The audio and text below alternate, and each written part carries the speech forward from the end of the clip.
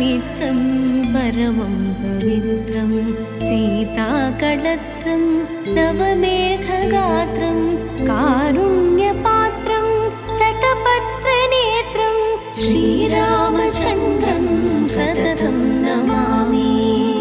జనక్పూర్లో మనం ఖచ్చితంగా వీక్షించవలసిన మరొక ముఖ్యమైన ప్రదేశం ఉందండి. అదే జానకి రాముల వారి కళ్యాణం జరిగిన ప్రదేశం. మిథిలా నగరంలోనే కదా అంగరంగ వైభవంగా ఆ శ్రీరామచంద్రుల వారికి ఆ సీతమ్మ తల్లికి వివాహం జరిగింది. ఆ వివాహం జరిగినటువంటి ప్రదేశం ఆ కళ్యాణ మండపం దగ్గరికి ఇప్పుడు మనం వెళ్తున్నాం. ఇక్కడే వెళ్దాం రండి. లోపలికి వెళ్ళాలంటే టికెట్ తీసుకుని మనలో వెళ్ళాల్సి ఉంటుంది. ఇక ఆల్రెడీ నేను టికెట్ తీసుకున్నాను, 10 రూపీస్. రండి వెళ్దాం. Thank you.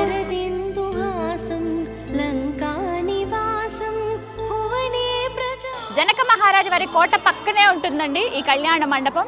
ఇక్కడ మనకి కోట కనిపిస్తుంది కదా, అదే ప్రాంగణంలోనే ఆ గేట్ దగ్గర మనకి ఫస్టే కనిపిస్తుంది. బట్ మనం మహల్ అంతా చూసేసి వచ్చిన తర్వాత ఈ ప్రదేశం చూడొచ్చు. ఇక్కడే కళ్యాణం జరిగినటువంటి స్థలం అనమాట కళ్యాణ మండపం. మీ దగ్గరలో కొంచెం మనం ఒక దగ్గర ఒక 100 అడుగులు వేయాల్సి ఉంటుంది ముందుకు. ఇలా వెళ్తే సుందరంగా కనిపిస్తుంది. ఇక్కడి నుంచి కూడా చూడొచ్చు ఎంత బ్యూటిఫుల్గా ఉందో చూడండి. ఇది కనిపిస్తుంది కదా ఇక్కడ. ఇదంతా కూడా మిథిలా నగరమే. ఈ మిథిలా నగరంలోనే ఎంతో వైభవంగా వివాహం జరిగింది.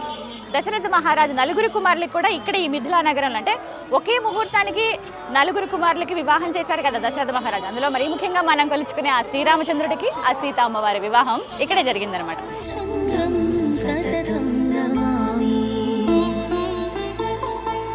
వేదాంత జ్ఞానం సకలైశ్చమానం.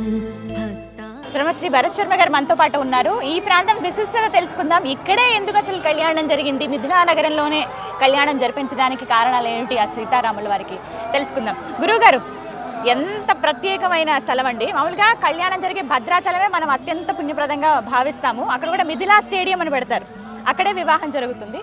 అయితే అసలు నిజంగా కళ్యాణం జరిగిన ప్రదేశంలో మనం ఉన్నాము. ఇక్కడే కళ్యాణం జరిపించడానికి కారణాలు ఏంటండి, పురాణాలు ఏం చెప్తున్నాయి దీనికి సంబంధించి? అమ్మ, ముందుగా మనం త్రేతాయుగంలో ఈ యొక్క నిర్మాణం అంతా అయినప్పటికీ కూడా మిథిలా నగరం సంబంధించి మనం ద్వాపరయుగం వచ్చేసరికి రాముల వారికి సంబంధించినటువంటి యొక్క వ్యవహారంలో వివాహం జరిగేటప్పటికి ముందుగా ఎక్కడైనా సరే కన్యాదానం ఎవరు చేస్తున్నారో వారి దగ్గరికి వెళ్ళి కన్యాదానం స్వీకరించాలి. కాబట్టి దశరథ మహారాజు ఇక్కడికి వచ్చి జనక మహారాజుతో ధనుర్భంగనం చేసిన తర్వాత ఈ ధనుషాధామ్ అనేటువంటి ఒక ప్రదేశంలో ఈ యొక్క సుందరమైన నగరాలను చూసి ఇక్కడ ప్రజల్లో ఉన్నటువంటి ఆప్యాయత అనురాగాలను చూసి నా ఒక్క కొడుకే కాదు మిగతా 3 కూడా కలిపి 4 ఇక్కడే వివాహం చేస్తారని నిర్ణయించుకొని ముక్కోటి దేవతల సమక్షాన మనం కనబడేటువంటి ఈ యొక్క అద్భుతమైనటువంటి పురాతనమైనటువంటి ఈ కళ్యాణ మండపంలో సీతారాముల వారికి, అదేవిధంగా లక్ష్మణ భరత శత్రుఘ్నుల అందరికీ కూడా ఇదే ప్రదేశంలో వివాహం జరిగింది.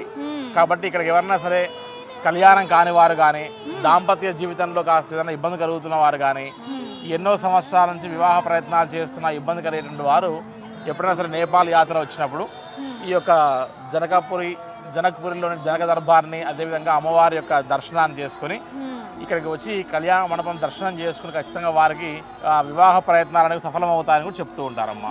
అదనమాట విశేషం. సకల దేవతలు ఆ సమయంలో ఇక్కడ ఉన్నారు కదా, వారిని ఆశీర్వదించేందుకు ఆ వివాహం చూడడమే ఒక కన్నుల పండుగ అండి నిజంగా. అంతటి అదృష్టం. అలాంటిది మనం శ్రీరామ నవమి ఉత్సవాలు జరుగుతూ ఉన్నాయి ప్రస్తుతం. అంటే ఒక వారం రోజుల ముందు నుంచి హడావిడి ఉంటుంది కదా, ఆ సమయంలో మనం ఇక్కడ ఉండడం అనేది నిజంగా ఒక అదృష్టమే. మొన్న మీరు చూసినట్టుగా అయోధ్య వెళ్తే కూడా ఇదే ప్రదేశం నుండి, అంటే రాముల వారికి అత్తగారిల్లు కాబట్టి ఈ ప్రదేశం నుండి స్వామివారికి రాముల వారికి సారెతో పాటు ముత్యాలు, తలంబ్రాలు, పుస్తే ఇవన్నీ కూడా ఈ ప్రదేశం నుండి ఈ జనక్పురి నుండి అయోధ్యకి వెళ్ళడం కూడా మనం గమనించాము. అవును, ఎంత ఎక్కువ, చాలా విలువైన సారె పంపించారు అత్తగారు. రామాయణానికి జనక్పురికి చాలా దగ్గర సంబంధము. ఇది కూడా మన భరత భూమి, మన భరత వర్షం, మన భరత ఖండమే కాబట్టి, మన జంబూ ద్వీపమే కాబట్టి, ఒకప్పుడు నేపాల్ కూడా మన హిందూ దేశమే కాబట్టి, ఇప్పటికి కూడా అత్యధికమైన వారందరూ హిందువులే కాబట్టి ఇక్కడ మన యొక్క భారతదేశానికి చాలా దగ్గర సంబంధం ఈ యొక్క నేపాల్ దేశానికి ఉందని చెప్పొచ్చమ్మా. ఇంకా చాలా ది బెస్ట్ ఎక్స్పీరియన్స్ అండి ఇక్కడికి వచ్చిన తర్వాత. థ్యాంక్ యూ సో మచ్ అండి. జై శ్రీరామ్. జై సీతారాం. మందారమాలం వసనేరసాలం పూర్ణైర్విశాలం. ఇదే మండపంలో సీతారాముల వారికి, అలాగే లక్ష్మణ భరత శత్రుఘ్నులు అందరూ కూడా వివాహం జరిగింది ఇక్కడేనండి. ఇక్కడే చూడొచ్చు. రామాభిరామం నయనాభిరామం వదనాభిరామం సుగుణాభిరామం చిన్న చిన్న విగ్రహాల మధ్యలో ఉన్నాయి, సాలగ్రామాలు ఉన్నాయి. అలాగే చుట్టూ కూడా మనకి మిగతా విగ్రహాలన్నీ చూడొచ్చు. అలాగే మధ్యలో సీతారాముల వారు. ఇక్కడ అన్నీ కూడా మనం చూస్తూనే ఉంటాం కదా, పాలరాతితో ఉంటాయి విగ్రహాలన్నీ కూడా. నల్లటి శిలతో మనకి ఎక్కడా కనిపించవు, మొత్తం మార్బుల్ పాలరాతితోనే విగ్రహాలన్నీ ఉంటాయి. ఎంతటి పుణ్యస్థలం అండి. ఈ ప్రాంతంలో అడుగు పెట్టడమే నిజంగా అదృష్టంగా భావిస్తాను. అయోధ్య వెళ్ళినప్పుడు అనుకున్నాను నేను ఖచ్చితంగా, అంటే రామాయణానికి సంబంధించినవి ఇంకా అన్నీ చూస్తే బాగున్న అవకాశం నాకు సీతారామచంద్రుల వారు ఇస్తే బాగుంది అనుకున్నాను. ఏమో ఆయన దీవించారు. సీతమ్మ తల్లి పెరిగినటువంటి ఆ ప్రదేశం కావాలంటే ఆవిడ దొరికిన ప్రదేశం పెరిగినది, అలాగే స్వామివారి కళ్యాణం జరిగిన కళ్యాణ మండపం దగ్గర ఈ సమయంలో ఉన్నానంటే నాకు నిజంగా చాలా సంతోషంగా సంతృప్తిగా అనిపిస్తోంది మనసంతా కూడాను. ఇదే ప్రదేశంలో కళ్యాణం జరిగింది రామచంద్రుల వారికి, లక్ష్మణుల వారికి, భరతుల వారికి, శత్రుఘ్నుల వారికి. వీరు నలుగురికి కూడా ఇక్కడే కదా వివాహం చేశారు, మిథిలా నగరంలో. ఇదే కళ్యాణ మండపంలో సకల దేవతలు ఆ సమయంలో ఇక్కడే ఉన్నారు ఆ కళ్యాణాన్ని వీక్షించేందుకు. సీతారామ కళ్యాణం అంటే మనం ఎంత కన్నుల పండుగ, ఏ ఆలయంలో జరిగితేనే మన ఇంట్లో సంబరం, ఇది మన ఇంట్లో కళ్యాణం అని చెప్పి అంత వైభవంగా అంత ఘనంగా మనం, కొంతమంది అయితే వివాహాలు చేస్తారు ఆలయాల్లోకి వెళ్తారంటే మన వాళ్ళతో ఈ వివాహం అన్నట్టుగా చక్కగా తయారయ్యి అన్ని కార్యక్రమాలు ఏర్పాటు చేసుకుని మనం ఆ రోజు సెలవులు పెట్టుకుని వెళ్ళి వీక్షిస్తాం కదా, అంత ఘనంగా మనందరం చేసుకుంటాం. మనం తెలుగువారిగా మనందరికీ భద్రాచలంలో జరిగేటువంటి ఆ కళ్యాణం అంటే అందరికీ బాగా తెలుసు. మనం ఎప్పుడెప్పుడు చూద్దాం, ఆ సంవత్సరానికి ఒక్కసారి జరిగేటువంటి అద్భుత ఘట్టాన్ని వీక్షించేందుకు మనందరం కుతూహలంగా ఉంటాం. సంవత్సరానికి ఒక్కసారి జరిగేటువంటి అద్భుత ఘట్టాన్ని వీక్షించేందుకు ఎంతో కుతూహలంగా మనం ఆసక్తిగా ఎప్పుడెప్పుడు వస్తుందో అవకాశం అన్నట్టుగా వెళ్తాం. ముందు నుంచి టికెట్స్ అవి రిజర్వ్ చేసుకుని భద్రాచలం వెళ్ళి మిథిలా స్టేడియంలో జరిగేటువంటి ఆ కళ్యాణానికి. అసలు వివాహం జరిగినటువంటి ఈ మిథిలా నగరంలో ప్రస్తుతం మనం ఉన్నామండి. శ్రీరామనవమి ఉత్సవాలు జరుగుతున్న ఈ టైంలో ఇక్కడ ఉండడం అనేది నిజంగా నా అదృష్టంగా భావిస్తున్నాను. ఈ ప్రదేశంలోనే కళ్యాణం జరిగిందనమాట. ఎంత అంగరంగ వైభవంగా జరిగిందంటే నా భూతో నా భవిష్యత్. అసలు అందరూ మొత్తం రాజ్యం అంతా ఇక్కడే. ఓవైపు అయోధ్యకి సంబంధించిన వాళ్ళు, అలాగే ఈ జనకపూర్ అంటే జనక మహారాజు రాజ్యం కదా ఇదంతా కూడా మిథిలా నగరం. ఇక్కడి ప్రజలు వీళ్ళందరూ, అలాగే ఇక దేవీ దేవతలు ఎలాగో కొలువై ఉంటారు, సప్త ఋషుల నడుమ చక్కగా వివాహం అయితే జరిగిందనమాట. అయితే ఒక మాట చెప్తారు, ఈ కోట ఇవన్నీ మనం చూసాం కదా, ఇది జనక మహారాజు కోట కదా. అంటే వివాహం జరిగేటప్పుడు కన్యాదానంగా కన్యతో పాటుగా ఆమె ఇంకా సంతోషంగా ఉండాలని చెప్పి కొంత కట్నంగా ఇస్తూ ఉంటారు కదా, ఇది మా అమ్మాయికి ఇస్తున్నాం మా తరపు నుంచి కాను. కానీ అలాగా జనక మహారాజు వారు ఒక్కగానొక్క కూతురు కదా ఇస్తుందేమో ఆ శ్రీ మహావిష్ణువు అవతారమైన శ్రీరామచంద్రుడికి.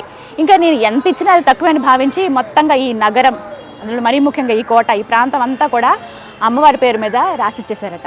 ఆ తర్వాత జనక మహారాజు వారు అలాగే సునైన అమ్మవారు, అంటే వారిద్దరు సీతమ్మవారి తల్లి తండ్రి ఒక దగ్గరలో, ఇక్కడ ఈ కోటకి ఇంకొంచెం మనం కొద్ది కిలోమీటర్ల దూరంగా వెళ్తే ఒక కుటీరంలాగా ఏర్పాటు చేసుకుని వాళ్ళ జీవితాన్ని అక్కడే గడిపారట. అంటే మా కూతురిని మేము ఆ శ్రీ మహావిష్ణువుకే ఇచ్చాము అనే సంతోషంతో, అంటే అల్లుడు ఎంత ఇదిగా చూసుకుంటాడు మా కూతురిని ముందే తెలిస్తే చాలా సంతోషిస్తారు కదా తల్లిదండ్రులు, అలాంటిది ఆ శ్రీ మహావిష్ణువుకే ఇచ్చాము మేము అన్న సంబరంతో మాకు ఇంకా చాలు ఇది జీవితానికి అని చెప్పి మొత్తం ఇవన్నీ రాసిచ్చేసి సీతమ్మ తల్లికి అంటే కట్నంగా రాముల వారికి ఇచ్చేసి వాళ్ళు ఒక కుటీరం ఏర్పాటు చేసుకుని అక్కడ ఉన్నారట. నిజంగా భలే అనిపిస్తుందండి. ఆ కాలంలో త్రేతాయుగంలో జరిగిందనమాట. దానికి సంబంధించిన ఆనవాళ్ళు, గురుతులు కూడా మనం ఇక్కడ చూడొచ్చు. పురాణాల్లో చాలా క్లియర్గా రాసింది, మిథిలా నగరంలోనే వివాహం జరిగింది. ఇక్కడ ఈ ప్రాంతాన్ని మెచ్చి జనక మహారాజు ఎంత చక్కగా పరిపాలిస్తున్నారు ఇక్కడ ప్రజలు, ఇవన్నీ నచ్చి దశరథ మహారాజు నలుగురికి, కేవలం శ్రీరాముడికే కాదు నలుగురికి ఇక్కడే వివాహం చేస్తానని చెప్పి నలుగురు కుమారుల వివాహం ఇక్కడే జరిపించారనమాట. వేదాంత జ్ఞానం సకలైశ్చమానం భక్తాభిమానం. ఈ నిర్మాణ శైలి కూడానండి చాలా ప్రత్యేకంగా ఉంటుంది. మొత్తం ఇవి చుట్టుపక్కలంతా కూడా ఐరన్ తోటి ఇలా వేశారు, అంటే పిట్టగోడల్లా కడుతూ ఉంటారు కదా ప్రహరీలాగా, ఇవన్నీ కూడా ఐరన్తో చేశారనమాట. అండ్ మెయిన్ పైన మనకి శిఖరాలు ఏవైతే ఉన్న గోపురాల్లాగా ఏంటంటే మనం నార్మల్గా ఇలా సిమెంట్తో నిర్మించినటువంటి గోపురాల్లా కాకుండా చెక్కతో వీళ్ళు కట్టారు. దానిపైన మనకేంటంటే అలాగే బ్రాంజ్ తోటి ఇలా పల్చటి రేకుల్లా తయారు చేసి వాటిని చాలా అందంగా ఇలా చెక్కారనమాట. వాటిని అలా పైన పెట్టి చుట్టూ గంటల్లాగా అరేంజ్ చేశారు. పైన గోపురాలు అన్నీ కూడా నేపాల్లో మనం అన్ని ఆలయాల్లో ఇదే మాదిరిగా చూస్తామండి. చూడండి ఇక్కడ నుంచి కనబడుతుంది, వుడ్ తోటి చేశారు కంప్లీట్గా. ఆ పైన ఈ లోహంతో కవర్ చేశారనమాట పల్చటి రేకుల్లాగా. దూరం నుంచి చూస్తే చాలా బ్యూటిఫుల్గా ఉంటుంది. శ్రీరామచంద్రం సతతం నమామి, శ్రీరామచంద్రం సతతం నమామి, శ్రీరామచంద్రం సతతం. చూసారుగా సుమన్ టీవీలో ఎక్స్క్లూజివ్గా ఈ ముక్తినాథ్ యాత్రలో భాగంగా రెండవ రోజున మనం వీక్షించాం జనక్పూరిలో ప్రత్యేకించి జనక మహారాజు కోట, జానకి అమ్మవారి ఆలయంతో పాటుగా శ్రీ సీతారామచంద్రుల వారి కళ్యాణం జరిగినటువంటి కళ్యాణ మండపం. జై సియారాం.